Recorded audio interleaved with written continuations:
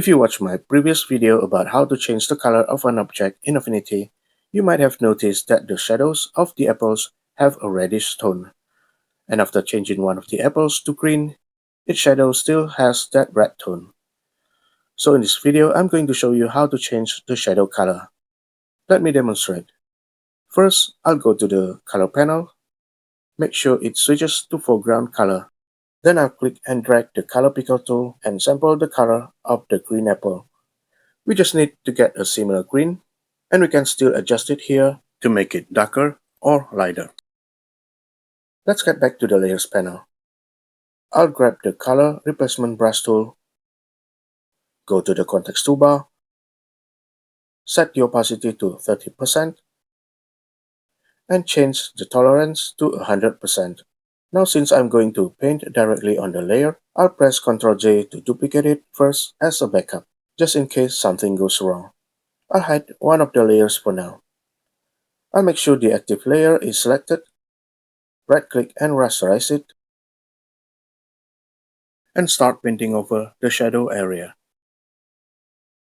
You'll notice the bottom part of the green apple gets affected as well, making it a little darker. I think this is actually nice since it adds a bit more shadow to the apple. But if you'd rather keep it clean, here's what you can do. Let's undo this first. Grab the selection brush tool, go to the context toolbar and set the brush size to 30 pixels. And select the green apple like this.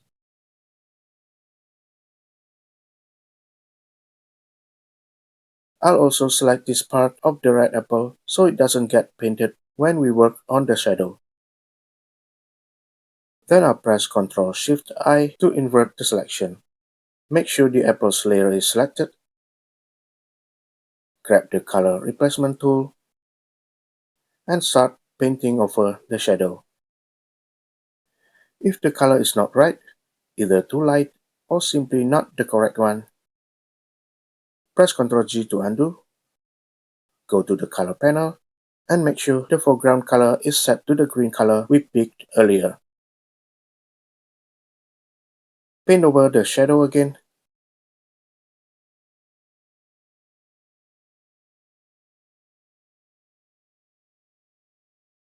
and here's the result. Now since this is done manually, it's worth taking a good look at the result as you go. Don't make it too green or too spread out. If it doesn't look right, just press Ctrl G to undo or go back to the backup layer we duplicated earlier. And that's all there is to it. Let me know in the comments if you have any questions. If you found this helpful, give it a thumbs up and subscribe for more tutorials. Thanks so much for watching, and bye.